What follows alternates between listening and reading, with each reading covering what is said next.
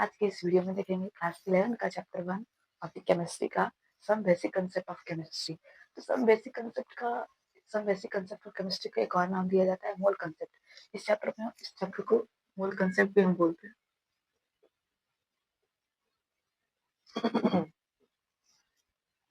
तो इस चैप्टर में हम लोग जानेंगे क्या, कुछ छोटी मोटी बातें जानेंगे। एटम्स के बारे में, मैटर के बारे में, क्लासिफिकेशन ऑफ मैटर्स के बारे में, और फिर लास्ट में स्टोइकियोमेट्री है, ये मोल कंसेप्ट है, यही सब जानेंगे। तो पहला हम लोग जानते हैं कि हम लोग चैप्टर की शुरुआत कैसे करता है कि इसमें एक मैटर है, मतलब मैटर के बारे में पहले बात करते हैं कि मैटर क्या होता है। मैटर जिसके पास वॉल्यूम हो, स्पेस हो, और क्या, volume volume space volume shape, and उसके पास क्या हो, मास हो, which is occupy the space and have a mass or a volume, उसी को मैटर कहते हैं। तो मैटर क्या हुआ कि जिसके पास वॉल्यूम हो, एक शेप क्रिएट कर सकता हो, और उसके पास क्या मास हो, तो उसको क्या कहेंगे, मैटर कहेंगे। तो मैटर को हम इस तरह से भी डिफिनेशन दे सकते हैं कि matter which has occupied the space or a volume and have a mass is called matter। तो मैटर जो है वो दो तरह का होता है, फिजिकल ये physical classification and the chemical classification. जानते हैं फिजिकल क्लासिफिकेशन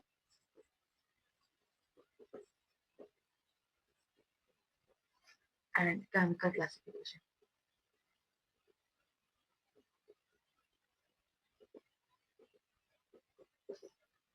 फिजिकल क्लासिफिकेशन क्या होता है और केमिकल क्लासिफिकेशन क्या होता है। तो फिजिकल क्लासिफिकेशन में सॉलिड, लिक्विड, गैस आता है। Solid, liquid, gas. Solid, liquid, gas का मतलब क्या है कि हम लोग हर चीज जानते हैं कि सॉलिड में कैसा एग्जाम्पल आ सकता है, जो सॉलिड हो, पूरा एकदम फिक्स्ड हो, उसका वो रिजिड हो, उसको हम सॉलिड कहेंगे। लिक्विड क्या कहेंगे, जो फ्लूइडिटी दिखाता है, फ्लूइडिटी मतलब टेंडेंसी फ्लो, मतलब जिसके पास टेंडेंसी ऑफ फ्लो होने का, वो लिक्विड हो जाएगा। गैस क्या होगा, मतलब गैस ऑफ कोर्स हमारे एटमॉस्फेयर में भी प्रेजेंट है। गैस तो रेंडमली कहीं भी मतलब प्रेजेंट तो होता ही होता है। तो गैस क्या करता है, वो कहीं भी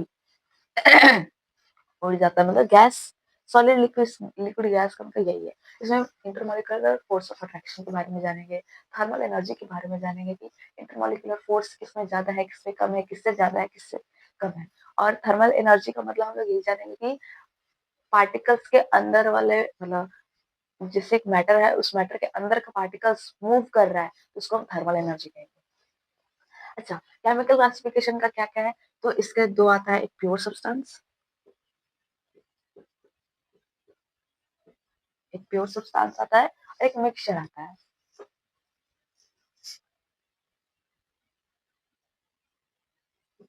तो प्योर सब्सटेंस का मतलब क्या है, इसमें इस इसको पढ़ने से पता चल रहा है कि प्योर का मतलब इसमें कोई मिलावटी नहीं होगा।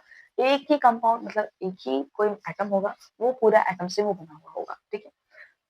तो इसमें प्योर और मिक्सचर में ऐसे भी पता चल रहा है। तो मिक्सचर, अच्छा प्योर का तो हम बाद में देखेंगे, क्योंकि प्योर को और प्योर सब्सटेंस को और हम क्लासिफाइड करेंगे, उसको एलिमेंट एंड कंपाउंड में क्लासिफाई करेंगे। मिक्सचर, मिक्सचर नॉट फिक्स्ड है। ये क्या है, नॉट, इसमें बहुत सारी चीज मिले हुए हैं, मतलब एक एटम का बात कर रहा है, मतलब इसमें सारा चीज मिला हुआ है, मिक्स है ये ना। मिक्सचर, मिक्सचर का मतलब ही क्या होता है, मिक्स होना। तो ये क्या है, मिक्सचर सब्सटेंस है। तो ये क्या है, नॉट फिक्स्ड रेशियो है इसका, इसका कोई फिक्स रेशियो नहीं होता है।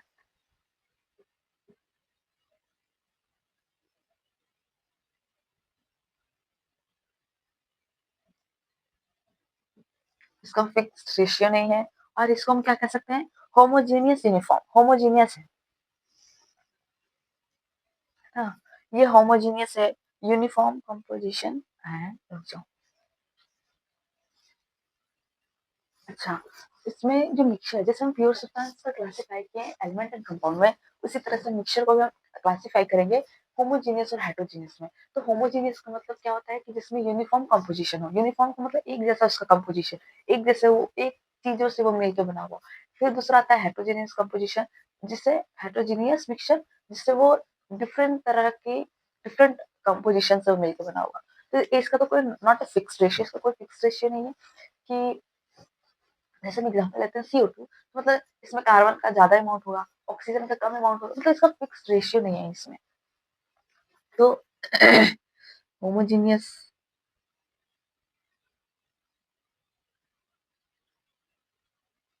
होमोजीनियस मिक्सचर है, तो इसका क्या हो सकता है? यूनिफ़ॉर्म होमोजीनियस का मतलब सेम तरह, एक जैसा मिला हुआ, तो यूनिफ़ॉर्म कंपोज़िशन कहेंगे इसको,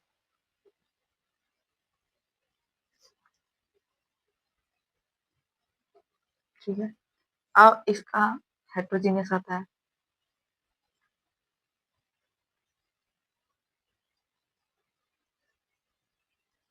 तो इसका क्या आता है? नॉन यूनिफ़ॉर्म, जो non uniform composition.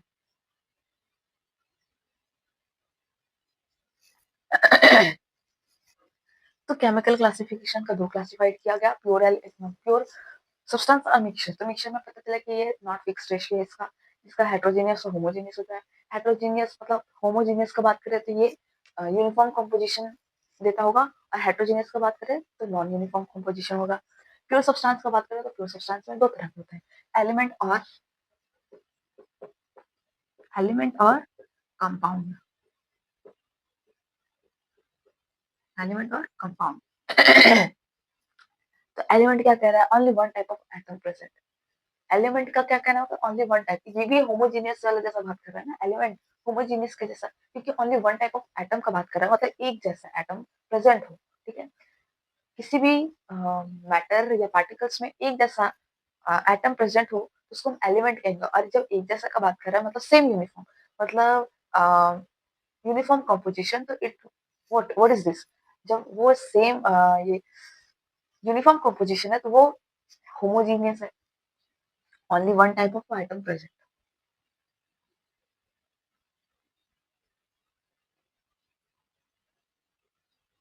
One type of atom. Example, जैसे हम P4 का बात करें, फास्फोरस, एस एसिड का बात acid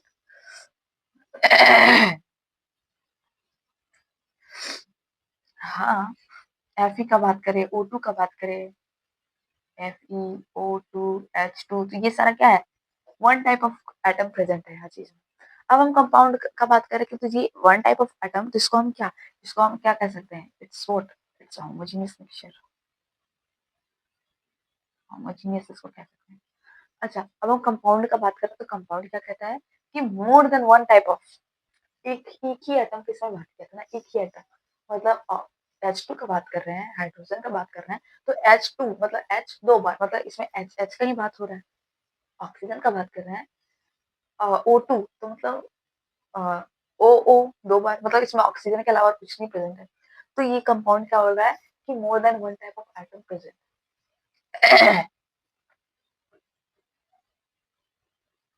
more than one type of atom more than one type of atom present in a fix ratio में, मतलब एक फिक्स रेशियो उसमें, इन फिक्स्ड रेशियो। जैसे एग्जांपल H2O को बात करें, ठीक है, CO2 का बात करें, तो फिक्स रेशियो का मतलब क्या कह रहे हैं कि जो मोर देन वन एटम जो प्रेजेंट है, ठीक है, H2O में एक से ज्यादा एटम प्रेजेंट है, ठीक है, और इन फिक्स रेशियो मतलब ये जहां भी जाए और इसका हम रेशियो निकाले, तो हर जगह का पानी का रेशियो सेम आना चाहिए। तो एक फिक्स रेशियो में हुआ ना कि इसका जो ये कंपाउंड जो है, ये इसका फिक्स रेशियो होना चाहिए। जहाँ जहाँ हम अपने घर का ही पानी का बात करें और इसका हम वो क्या वो पानी का इलेक्ट्रोलाइसिस करें, तो इसमें भी हम लोग को क्या पता चलेगा? सेम अमाउंट ही पता चलेगा, फिक्स रेशियो है। क्यों क्यों क्यों क्या? इसका फिक्स रेशियो बना दिया गया कि ये इतना ही अमाउंट हाइड्रोजन प्रेजेंट होगा इस पानी में, इतना ही अमाउंट ऑक्सीजन प्रेजेंट होगा। तो इसका फिक्स रेशियो यही है। इसलिए इसको फिक्स रेशियो बोलते हैं कंपाउंड को, कि एक से ज्यादा आइटम प्रेजेंट हो और इन अ फिक्स रेशियो में, एक फिक्स रेशियो में प्रेजेंट हो। ठीक है। फिर उसके बाद हमारा आता है IMF। अब हम ये तो केमिकल क्लासिफिकेशन बात कर रहे हैं, अब हम फिजिकल क्लासिफिकेशन में आते हैं। IMF क्या होता है? Intermolecular force of attraction.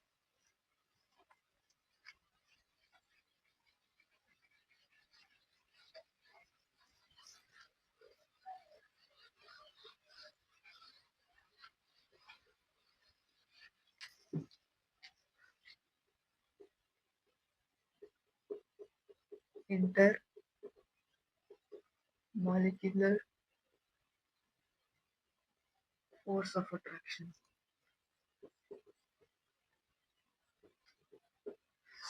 क्या बोल रहा है ये? Intermolecular force of attraction between two molecules, दो मॉलिक्यूल्स के बीच में, between two molecules. Try to keep molecules together. क्यों? इससे क्या हो सकता है कि वो एक दूसरे मॉलिक्यूल्स को अट्रैक्ट कर सके, मतलब एक साथ रख सके। ठीक है, tries to keep particles together, कि उसका पार्टिकल्स जो है ना वो एक साथ रहे, पार्टिकल्स टुगेदर, एक साथ रखे। Tries to keep particles together.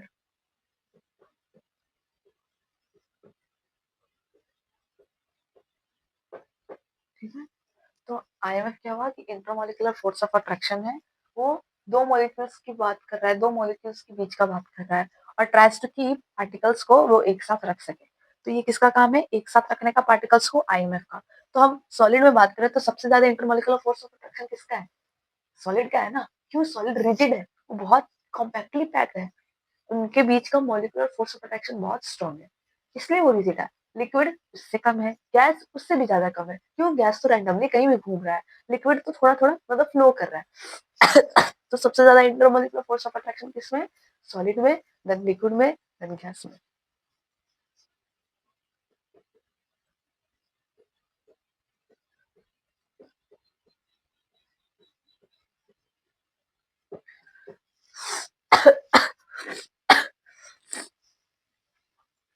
फिर आता है हमारा थर्मल एनर्जी। थर्मल एनर्जी का मतलब यही कि उस मैटर के अंदर का जो पार्टिकल्स है उसका मूवमेंट हो रहा हो, उसको हम क्या कहेंगे? Thermal energy. जैसे कि लिखा हुआ भी है कि energy due to the motion particles in matter, matter के अंदर का जो पार्टिकल्स है वो मोशन में है। जैसे हमारा हम जैसे सीधा खड़े भी हैं तो हमारा हमारा बॉडी सीधा, लेकिन हमारे बॉडी के अंदर का जो पार्टिकल्स है वो तो अपना काम कर ही रहा है। हमारे अंदर का जो ब्लड है वो तो मूव कर ही रहा है ना? मूव कर रहा है हमारे अंदर, हमारे सेल्स के अंदर जो भी चल रहा है, जो भी मतलब प्रोसेस चल रहा है उसका, वो तो हो ही रहा है। वो अंदर तो काम रुका नहीं ना। तो इससे हमारे, ये हमारे क्या है? एक मैटर है। इस मैटर के अंदर का जो पार्टिकल्स है, हमारे अंदर, हमारे शरीर के अंदर जो पार्टिकल्स है, ये पार्टिकल्स मोशन या मूव कर रहा है, इसी को हम क्या कहेंगे? थर्मल एनर्जी कहेंगे।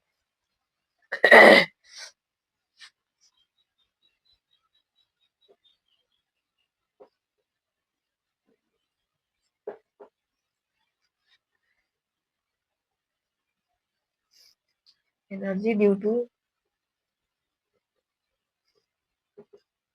Motion particles in particles in matter, जो मैटर के अंदर का जो पार्टिकल्स है वो मोशन में है, due to the motion, energy due to the motion, इसी को हम थर्मल एनर्जी कहते हैं। अच्छा जी, तब ये क्या सोर्स है? तो ये क्या काम करने का काम करते हैं कि try to keep molecules apart,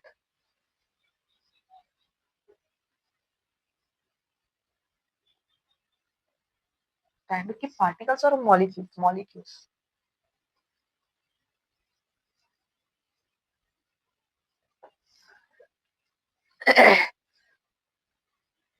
तो थर्मल एनर्जी क्या है? कि energy due to the motion particles in matter, जो हमारा ये तो पता चल गया कि मैटर, मैटर के अंदर जो भी पार्टिकल्स है वो मोशन में है।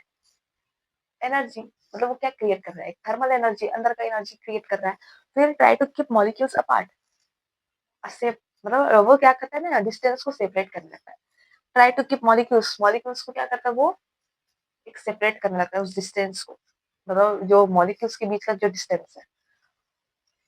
हाँ, तो सॉलिड का हम क्या बात करें? सॉलिड का जो हम इंटरमॉलिक्यूलर फोर्स और थर्मल एनर्जी का बात करें तो सबसे ज्यादा थर्मल एनर्जी का मतलब हो रहा है हमारे बॉडी का, हमारे अंदर के पार्टिकल्स का मूवमेंट हो रहा है। तो क्या इसके सॉलिड के अंदर पार्टिकल्स का मूवमेंट हो रहा है? नहीं। क्यों? क्योंकि वो तो पहले से वो इंटरमॉलिक्यूलर फोर्स ऑफ अट्रैक्शन इतना ज्यादा है कि उसके अंदर पार्टिकल्स ही नहीं है मूवमेंट करने के लिए। तो क्या मूव करेगा? नहीं करेगा।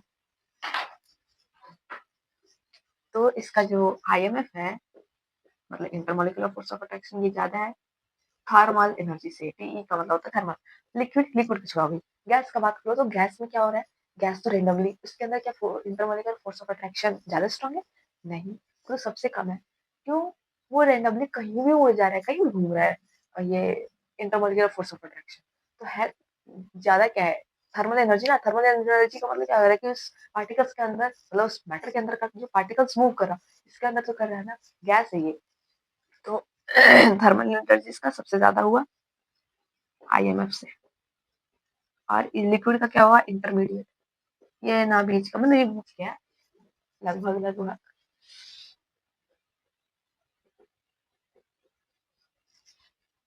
ठीक है, ये हमारा मैटर का पूरा बात हुआ कि मैटर क्या होता है। मैटर वॉल्यूम, शेप और मास दिखता है। दो तरह का होता है क्लासिफिकेशन। क्या था यार? Physical and chemical classification. Physical में सॉलिड, लिक्विड, गैस। केमिकल में प्योर मिक्सचर, प्योर सब्सटेंस और मिक्सचर। मिक्सचर में होमोजेनियस और हेट्रोजेनियस। प्योर में वो इसको क्या बोलते हैं? एलिमेंट एंड कंपाउंड का बात करिए। एलिमेंट को होमोजेनियस कहते हैं, कंपाउंड को हेट्रोजेनियस कहते हैं। अच्छा, फिर आईएमएफ देखें, इंटरमॉलिक्यूलर फोर्स ऑफ अट्रैक्शन। उसके बाद हम क्या देखें? Thermal energy. अच्छा, केमिस्ट्री होता क्या है? हमें केमिस्ट्री का बात क्या करना है इस चैप्टर का जो है वो मेन मतलब केमिस्ट्री होता क्या है? Chemistry means study about atom and molecules. इस एटम का बात करना, एटम का पढ़ाई करना, मॉलिक्यूल्स का पढ़ाई करना, इज कॉल्ड केमिस्ट्री। तो केमिस्ट्री क्या होता है? केमिस्ट्री केमिस्ट्री केमिस्ट्री को हम क्या कहते हैं? Chemistry study about study of atom and molecules.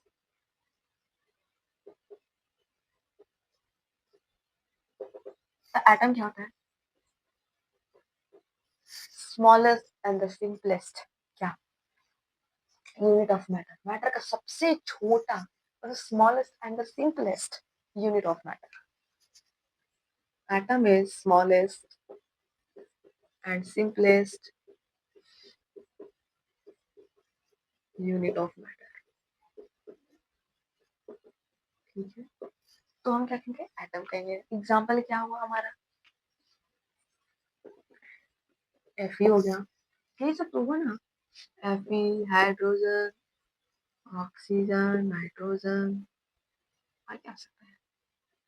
Sodium. ये सब क्या है हमारा? एटम हुआ ये हमारा। फिर हमारा मॉलिक्यूल्स क्या हुआ? मॉलिक्यूल्स कि मोर देन वन टाइप, मतलब एक से ज्यादा। मोर देन वन एटम, एक एटम से ज्यादा एटम प्रेजेंट हो। ये किसके जैसे बात कर रहे हैं? कंपाउंड के जैसे बात नहीं कर रहे हैं। More than one type of atom. Compound. Compound board heterogeneous, बहुत सारा। यूनिफॉर्म। तो ये जो मॉलिक्यूल्स भी है किसके जैसा है? Molecules more than one atom.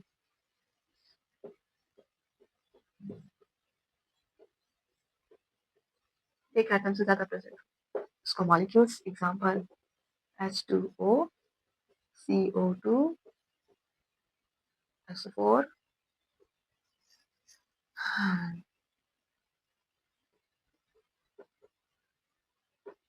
C6H12O से भी ग्लूकोज का फॉर्मूला है।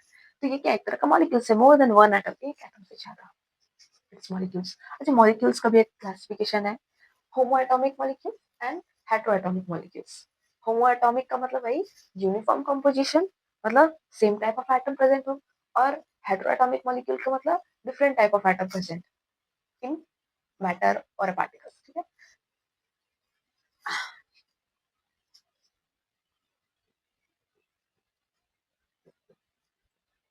होमो एटॉमिक मॉलिक्यूल क्या है? होमो atomic same type of atom,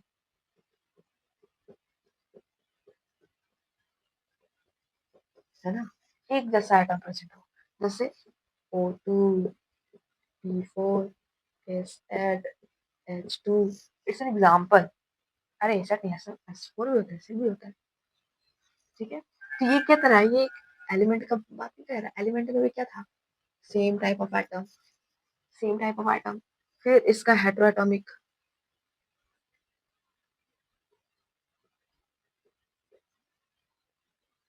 हेटेरोएटॉमिक molecule क्या बता रही है? Different type of atom, different type of atom present, जैसे भाई CO2, H2O, क्या ये सब एग्जाम्पल है ना, फिर H2SO4, H2SO4, तो ये हेटेरोएटॉमिक मॉलिक्यूल। और इसको हम क्या कहेंगे, जैसे ये एलिमेंट है तो ये क्या हुआ हमारा, कंपाउंड हुआ, डिफरेंट टाइप ऑफ एटम, इसको हम कंपाउंड का दर्जा देंगे, कंपाउंड, ये एलिमेंट तो ये कंपाउंड हमारा हुआ, ठीक है।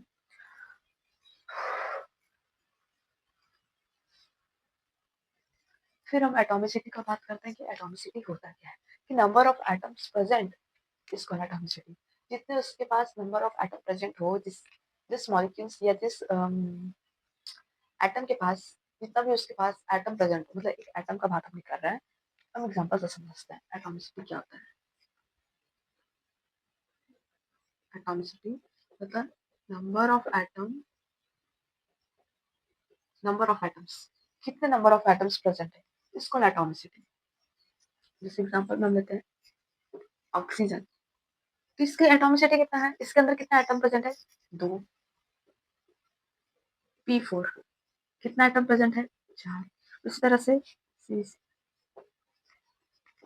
इसके पास कितना एटम्स प्रेजेंट है, ये सारे एटम, इसका जितने भी एटम है उसको ऐड कर देंगे, एटॉमिसिटी को ऐड कर देंगे। जैसे ये 12, 12 और 6, 6, 12, तो कितना होगा, 24 एटम। अब हम इसको हम सेपरेटली भी पूछ सकते हैं, the atomicity of the carbon कितना है, एटॉमिसिटी ऑफ कार्बन मतलब उस कार्बन में कितने एटम प्रेजेंट है, इट्स 6, 6 प्रेजेंट है। एटॉमिसिटी ऑफ हाइड्रोजन में कितना कितना एटम प्रेजेंट है, 12 है। एटॉमिसिटी ऑफ ऑक्सीजन में 6 है। तो हम सेपरेटली भी पूछ सकते हैं, और ये इसी को हम क्या कहते हैं, एटॉमिसिटी कहते हैं। अच्छा, मॉलिक्यूल्स और एटम का मतलब इनडायरेक्टली उसका हम कैसे एटॉमिसिटी निकाल सकते हैं, तो जैसे ये मॉलिक्यूल्स है, मॉलिक्यूल्स, ये एटम, क्या बोल रहा है, यदि हम मॉलिक्यूल्स हम एटम निकालें, मॉलिक्यूल से एटम, तो हम क्या कर देंगे, इनटू एटॉम, एटॉम एटॉमिसिटी से मल्टीप्लाई कर देंगे, और हम एटम से मॉलिक्यूल जाए और निकाले तो डिवाइड कर देंगे एटॉमिसिटी से, उस एटॉमिसिटी से डिवाइड कर देंगे।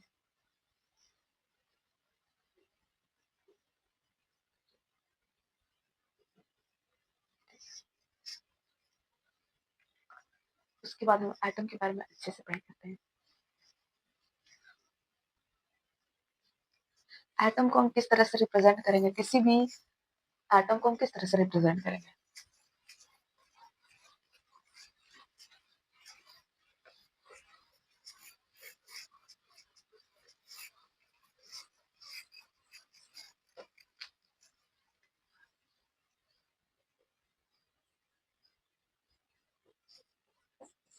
किस तरह से एटम को हम रिप्रेजेंट करेंगे, उसके सिंबल को देखेंगे, उसके एटॉमिक नंबर, उसके मास नंबर, तो उसका सिंबल किस तरह से उसको रिप्रेजेंट करेंगे, उसका सिंबल। जैसे हम ऑक्सीजन का बात करें तो ऑक्सीजन का सिंबल हम क्या देंगे, ओ देंगे। कार्बन का बात कर रहे हैं तो कार्बन का हम सिंबल क्या देंगे, सी देंगे, तो उसका सिंबल होना चाहिए, एटॉमिक नंबर होना चाहिए, जिसको हम जेड से रिप्रेजेंट करते हैं, मास नंबर होना चाहिए, जिसको हम ए से रिप्रेजेंट करते हैं, ठीक है। ये एटॉमिक नंबर, मास नंबर और सिंबल से रिप्रेजेंट करवाते हैं। तो जो हमारा एटॉमिक नंबर है वो number of protons present in a nucleus, उस न्यूक्लियस में कितने नंबर ऑफ प्रोटॉन्स प्रेजेंट है, इज कॉल्ड व्हाट, एटॉमिक मतलब मास नंबर, उसी को मास नंबर कहते हैं, सॉरी एटॉमिक नंबर कहते हैं, नॉट अ मास नंबर, उसी को एटॉमिक नंबर कहते हैं। क्या बोल रहे हैं कि number of protons present in a nucleus, है ना, इन न्यूक्लियस में।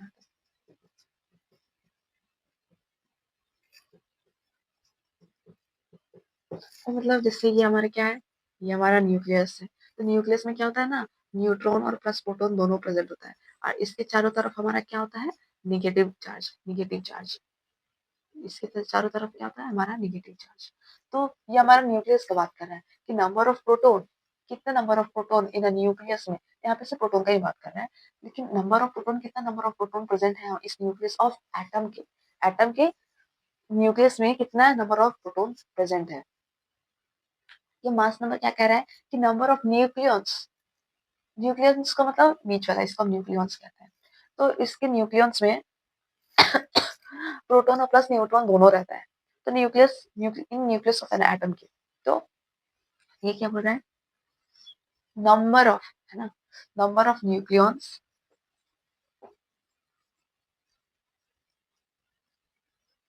नंबर ऑफ न्यूक्लियंस,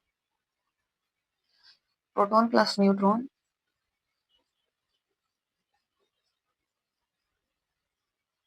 प्रोटॉन मतलब P प्लस N, क्या है ये, इन न्यूक्लियस ऑफ एन एटम में।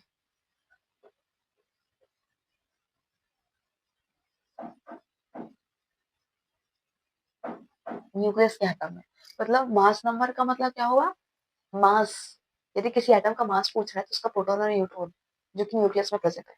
यदि उसका एटॉमिक नंबर पूछ रहा है तो number of proton present in a nucleus of an atom के। तो एटॉमिक नंबर इस प्रोटॉन के बारे में बताना। यदि वो मास नंबर पूछ रहा है, उसका मास कितना है, तो प्रोटॉन प्लस न्यूट्रॉन जो कि वो न्यूक्लियस में प्रेजेंट है। अच्छा, मतलब जैसे ये हम उसको रिप्रेजेंट कैसे करेंगे किसी चीज को, मतलब उस एटम को कैसे रिप्रेजेंट, जैसे ये हमारा सिंबल है किसी भी एटम का, मान लो हम लोग लिखेंगे कैसे, जैसे लिखेंगे मास ऊपर लिखाता है और एटॉमिक नंबर नीचे लिखाता है ना, तो एटॉमिक नंबर नीचे लिखाते हैं, ये ये ये सबस्क्रिप्ट, ये सुपरस्क्रिप्ट, ठीक है। तो हम ऐसे लिखना है हमें, या हम ऐसे नहीं लिख सकते हैं, ये लिखेंगे तो गलत, ये नहीं लिखेंगे हमेशा ऐसे, या तुम ये इस तरह से लिख लो, लेकिन होना चाहिए यही फॉर्म में। या तुम ये जेड को ऊपर कर दो और मतलब ये एटॉमिक नंबर को ऊपर कर दो, मास नंबर को नीचे कर दो, तो ये भी गलत हो जाएगा, ऐसा नहीं करना है। इसको रिप्रेजेंट करने का ये तरीका है। उसके बाद हम लोग सब एटॉमिक पार्टिकल्स चार्ज के बारे में जानते हैं। इसके बाद हम लोग सब एटॉमिक पार्टिकल्स के बारे में बात करते हैं। सब एटॉमिक पार्टिकल्स, सब एटॉमिक पार्टिकल्स, सब एटॉमिक पार्टिकल्स के बारे में जानते हैं। क्या बोलते हैं सब एटॉमिक पार्टिकल्स, इसमें हम लोग चार्ज और मास के बारे में जानते हैं, इलेक्ट्रॉन, प्रोटॉन और न्यूट्रॉन के बारे में। इलेक्ट्रॉन, प्रोटॉन, न्यूट्रॉन, ठीक है।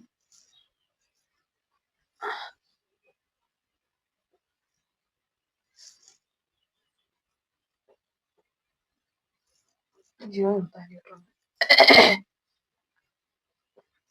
तो ये इसका हम चार्ज के बारे में बात करेंगे, एब्सोल्यूट चार्ज और रिलेटिवली चार्ज, ठीक है। Relative charge, absolute charge,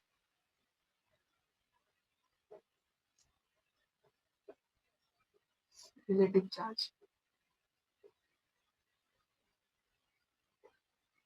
absolute charge क्या है इलेक्ट्रॉन का, 1.6 इंटू 10 की पावर माइनस 19 कूलम, 1.6 इंटू 10 की पावर माइनस 19 कूलम। चार्ज को हम कूलम से डिनोट करते हैं। प्रोटॉन का भी वही है, सिर्फ साइन में चेंजेस है। क्यों, प्रोटॉन पॉजिटिव, मतलब इसका प्लस साइन होता है। 1.6 इंटू 10 की पावर माइनस 19 कूलम। इसका चार्ज न्यूट्रॉन का जीरो हो जाता है, ठीक है।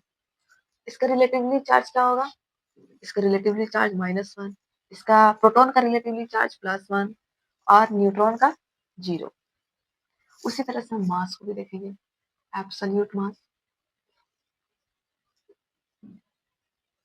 रिलेटिव मास क्या बोलता है, एब्सोल्यूट मास, इसका मास कितना है इलेक्ट्रॉन का, 9.1 10 की पावर -31 kg, माइनस 9.1 इंटू 10 की पावर -31 kg, ठीक है। इसका हो जाएगा प्रोटॉन का 1.67, इंटू 10 की पावर माइनस 27, हाँ माइनस 27 केजी, और ग्राम में बात करें तो माइनस 24 ग्राम हो जाएगा। ठीक है, ये 1.67। उसी तरह से न्यूट्रॉन का भी सेम मास हुआ 1.67 इंटू 10 की पावर माइनस 27 केजी। इलेक्ट्रॉन का क्या हुआ एब्सोल्यूट मास 9.1 इंटू 10 की पावर माइनस 31 केजी। प्रोटॉन का क्या हुआ 1.6 इंटू 10 की पावर माइनस 27 केजी, और हम ग्राम में बात करें तो माइनस 24 ग्राम हो जाएगा। ठीक है, 1.67 इंटू 10 की पावर माइनस 24 ग्राम। न्यूट्रॉन का एब्सोल्यूट मास क्या 1.67 इंटू 10 की पावर माइनस 27 केजी। इसका रिलेटिवली मास क्या हो जाएगा 1/1837, जो कि अप्रोक्सीमेटली क्या हो जाएगा 0 AMU। AMU क्या है भाई, एटॉमिक मास यूनिट, उसके बारे में हम देखते हैं क्या है। अच्छा, इसका क्या होगा रिलेटिव मास 1 AMU, प्रोटॉन का 1 AMU, न्यूट्रॉन का भी हो जाएगा 1 AMU। तो ये जो AMU है क्या, AMU एटॉमिक, उस एटम का मास यूनिट। जैसे हम ऐसा यूनिट बात करते हैं ना, उसी तरह से एटॉमिक का मास यूनिट मतलब उस एटॉमिक मास का ऐसा यूनिट। AMU क्या है, ऐसा यूनिट मतलब यूनिट है एटॉमिक मास का।